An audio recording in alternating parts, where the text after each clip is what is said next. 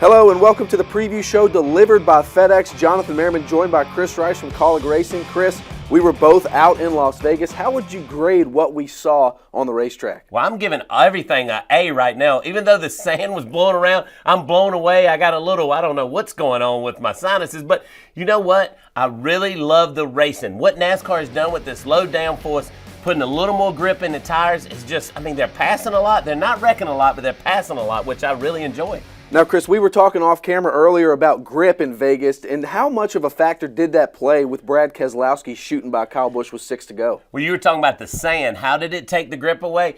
It did take a little bit of grip away when the wind was blowing the sand on the racetrack, but one thing about it is the Penske cars, they always make a lot of grip. They wasn't really good at Atlanta, but then they go to a place like Vegas that has some grip, and Paul Wolfe knows how to get through the bumps, and I think that's where they prevail because he shot out of a cannon to go out and win that race on Sunday. Joe Gibbs Racing, they have speed. We look at Matt Kenseth. That guy's got the most potential out there almost, and he just can't put it together. What's he got to do to start getting the finishes? You say potential, I think it's speed, and you know, it just comes down to the end of the race.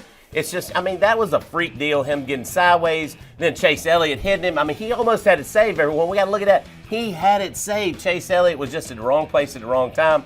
So they're going to get it. When you have speed like they have, they will have a win soon, really soon. Well, you touched on it at the start of the show. The sandstorm and the desert air, we're both feeling the effects of it. You can hear it. How does that affect a driver when a big dust storm comes over the track like that? Well, it's not that big. They're still just racing. They're just racing the racetrack. But it does take away grip because when it blows sand on one end or the other, by the time they get back to the next end of the racetrack, it done blew the sand on the racetrack and they get sideways. So that's what makes the difference, not the visual side of it, but how they lose the grip on the racetrack. Now we're going to Phoenix for leg 2 of NASCAR Goes West. You're excited about that. Races like a short track. What should we expect? Should there be a lot of passing in the desert? I like short track racing. That's why I'm so excited. I'm a short track racer. I grew up in short tracks. But what I like about it is now with this downforce package, they've took away a lot of downforce. So the cars are not going to turn as good. So we got to free up the back end to get the cars to turn.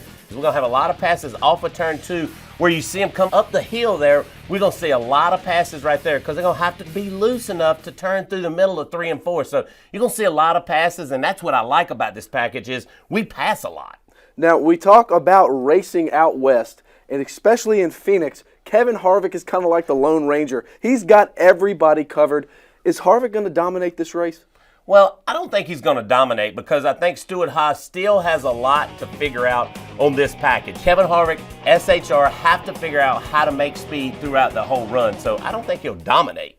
All right, now it's time we're going to make our fantasy picks for Fantasy Live on NASCAR.com. Who are you taking in Phoenix? Well, my fantasy pick is to go out and go ahead and get Kevin Harvick. Pay the big money to get to Kevin Harvick because I feel he's still going to win. He's still going to run up front all day, and that's what we need to get points. So I like Kevin Harvick to go out and win the race. Well, if you're going to take Harvick, he's almost a lock anyways. I'm going to take the 22. I think he feels like Phoenix may owe him something after the rain came there in the fall, kept him from advancing to Homestead. I think Joey Logano is going to be angry at that racetrack, go out and attack it, and I think he's going to finish well in Phoenix. Not a bad pick, but mine's better. Well, I can't argue with you there either. All right, well, that's going to do it for the preview show delivered by FedEx. Make sure you stay logged on to NASCAR.com all race weekend long. Live leaderboards, in-car audio, everything you need to make it through race weekend well informed. But for Chris Rice, I'm Jonathan Merryman. You guys enjoy the race weekend.